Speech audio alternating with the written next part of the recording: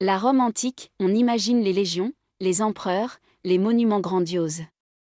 Mais derrière la gloire de l'Empire se cachent aussi des récits atroces, trahisons, massacres, supplices inimaginables.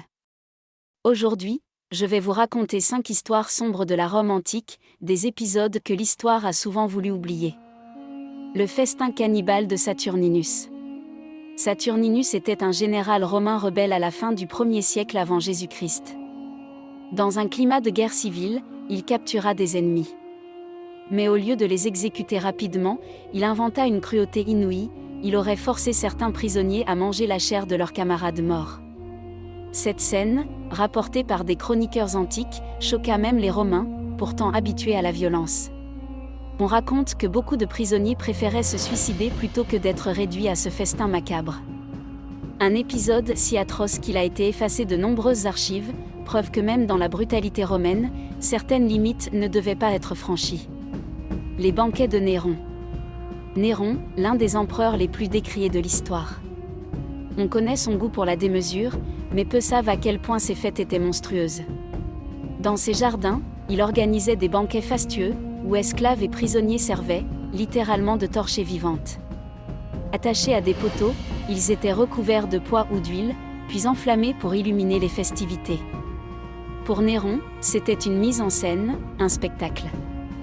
Mais pour les victimes, c'était une mort lente et atroce, devant des invités qui mangeaient et buvaient en riant. La mort de Sénèque. Sénèque, philosophe stoïcien et conseiller de Néron, avait déjà vu les excès sanglants de l'Empire. Mais accusé de complot, il fut condamné à mourir. Le supplice devait être propre, il fut forcé d'ouvrir ses veines lui-même, devant ses disciples. Mais son sang coulait trop lentement. Alors on lui donna du poison, qui ne fit pas effet. Finalement, il fut placé dans un bain chaud pour accélérer l'agonie.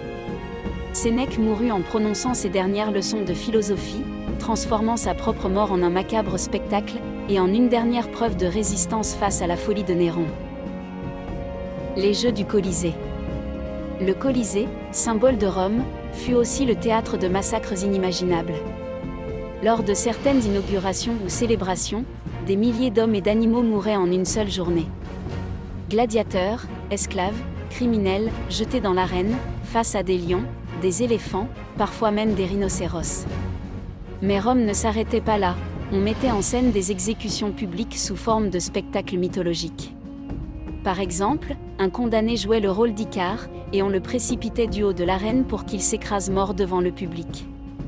Ces jeux étaient un mélange de théâtre et de carnage, une manière pour Rome de rappeler sa puissance, en transformant la mort en divertissement.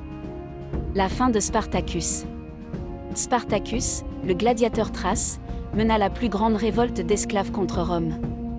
Pendant 3 ans, il fit trembler l'Empire, à la tête de dizaines de milliers d'hommes.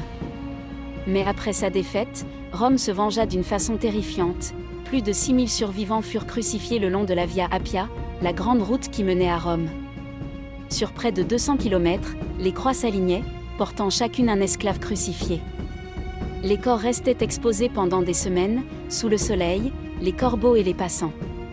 C'était un avertissement sanglant, voilà ce qui attendait quiconque osait défier la puissance romaine. Le supplice du sac dans la Rome antique, tuer son propre père était considéré comme l'un des crimes les plus impardonnables. La punition. Le pénaculei.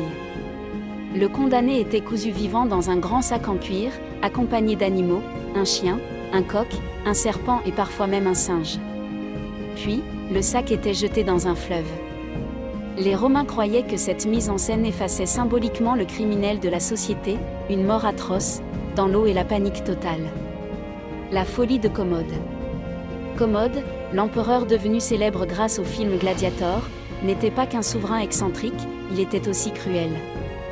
Obsédé par la reine, il combattait lui-même comme gladiateur, mais contre des adversaires désarmés.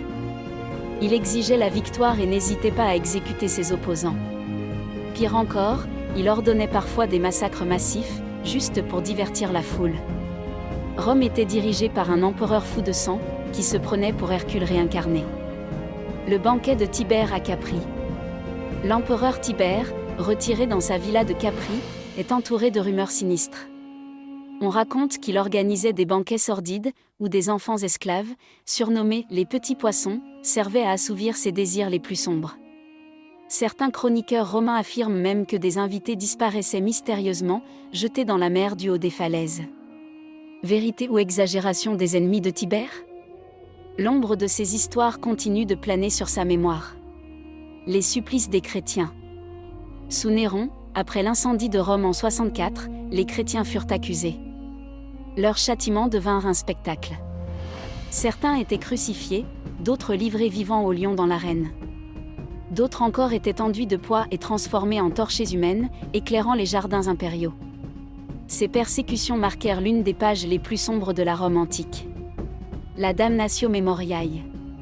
Quand un empereur devenait trop haï, Rome ne se contentait pas de le tuer, elle effaçait son existence. Statues détruites, noms martelés sur les monuments, inscriptions grattées dans la pierre. C'était la damnatio memoriae, la condamnation de la mémoire. Un châtiment qui ne faisait pas couler le sang, mais qui visait à faire disparaître toute trace d'un homme, comme s'il n'avait jamais régné. La Rome antique nous fascine par sa grandeur, mais elle cache aussi des horreurs insoutenables, supplices cruels, empereurs fous, persécutions sanglantes. Et vous, laquelle de ces histoires vous a le plus glacé le sang ?